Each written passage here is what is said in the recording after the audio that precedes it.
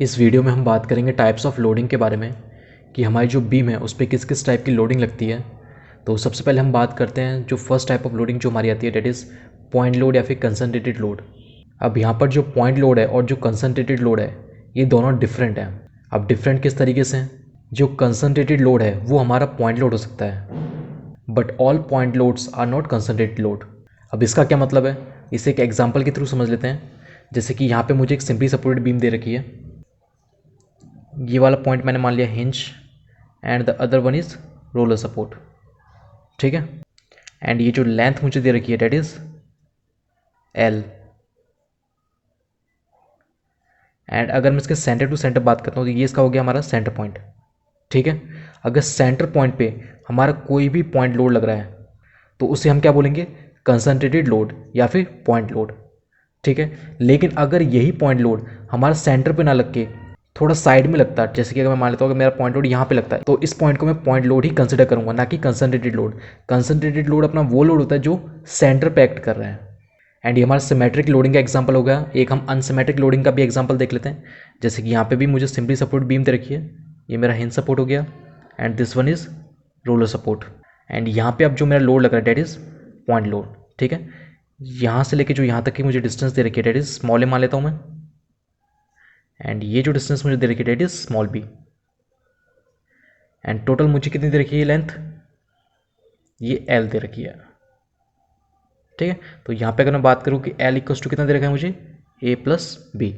तो this type of loading is called as unsymmetric loading and इसे point load consider करेंगे। And this type of loading is called as symmetric loading, जिसे हम concentrated point load consider करेंगे। अब हम देख लेते हैं कि पॉइंट लोड या फिर कंसंट्रेटेड लोड के केस में जो शियर फोर्स डायग्राम है, जो बेंडिंग मोमेंट डायग्राम बनता है, वो किस तरीके से बनता है। तो अगर मैं इसका शियर फोर्स डायग्राम बनाता हूँ तो पॉइंट लोड केस में जो शियर फोर्स डायग्राम होता है डेट इज रेक्टेंगुलर, यानी कि इसका जो शियर फोर्स डायग्राम बनेगा वो कुछ इस तरीके से बनेगा,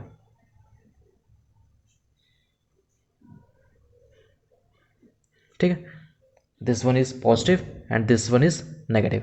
तो इस तरीके कुछ शियर फोर्स डायग्राम बनेगा इसका। यहाँ पे मैं रिप्रेजेंट भी कर देता हूँ, ये है मेरा shear force diagram and this one is मेरा बेंडिंग मोमेंट डायग्राम। तो बीएमडी किस तरीके का बनेगा मेरा, पॉइंट लोड या फिर कंसंट्रेटेड लोड के केस में जो बेंडिंग मोमेंट डायग्राम बनता है डेट इज ट्रायंगुलर, ठीक है। कैसा बनेगा, ट्रायंगुलर बनेगा।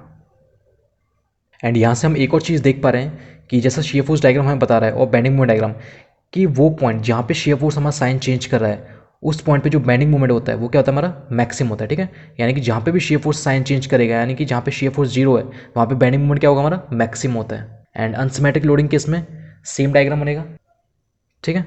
तो शियर फोर्स डायग्राम रेक्टेंगुलर बनेगा कुछ इस तरीके से, एंड जो बेंडिंग मोमेंट डायग्राम बनेगा वो हमारा कुछ इस तरीके का बनेगा, ठीक है।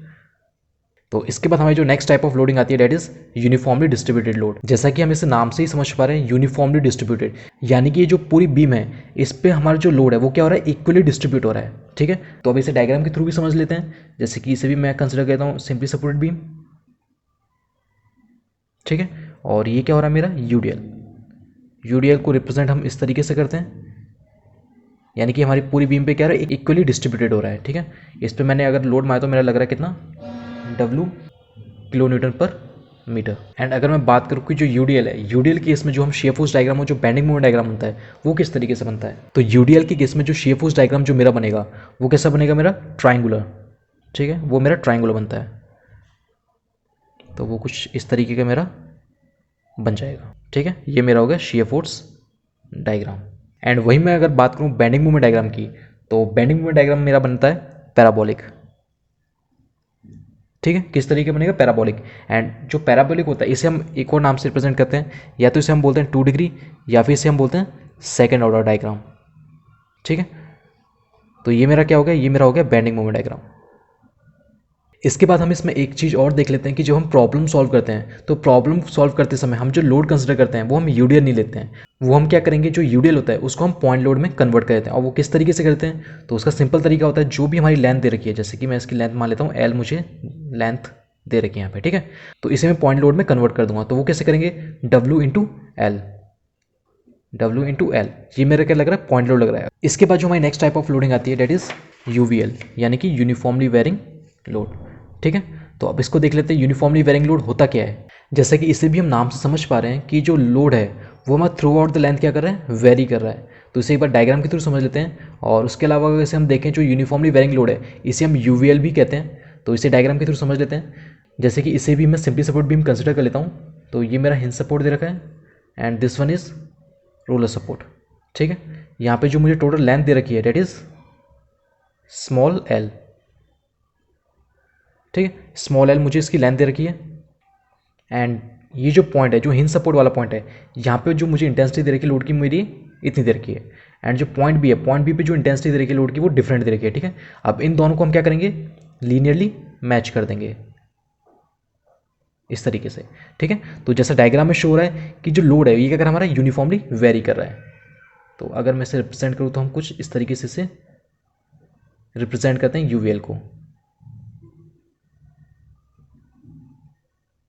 एंड इसमें हम मान लेते हैं जो पॉइंट ए है डेट इज हिंज वाला पॉइंट, इस पे जो इंटेंसिटी दे रखी है वो हमारी दे रखी है कितनी, W1 न्यूटन पर मीटर।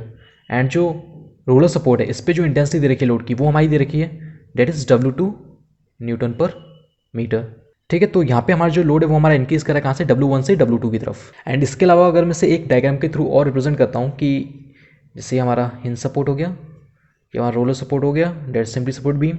एंड इसमें यहाँ पे जो हिंज वाले पोर्शन पे जो इंटेंसिटी ऑफ लोड दे रखा है that is 0 and point B पे W दे रखा है। ठीक है, W न्यूटन पर मीटर। तो ये कुछ इस तरीके से यूवीएल वेरी कर रहा है। तो that is uniformly varying load. And अब हम बात करें शेयर फोर्स डायग्राम की और बेंडिंग मूवमेंट डायग्राम की। तो इसका बेंडिंग मूवमेंट डायग्राम और शेयर फोर्स डायग्राम किस तरीके से बनेगा तो वो देख लेते हैं। तो सबसे पहले अगर हम बात करते हैं शेयर फोर्स डायग्राम की, तो इसका जो शेयर फोर्स डायग्राम बनेगा वो कैसा बनेगा, डेट इज पैराबोलिक। ठीक है, यानी कि कुछ इस तरीके का बनेगा।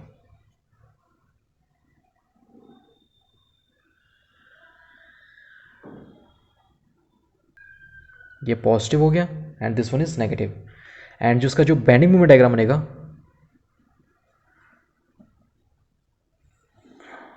That is cubic.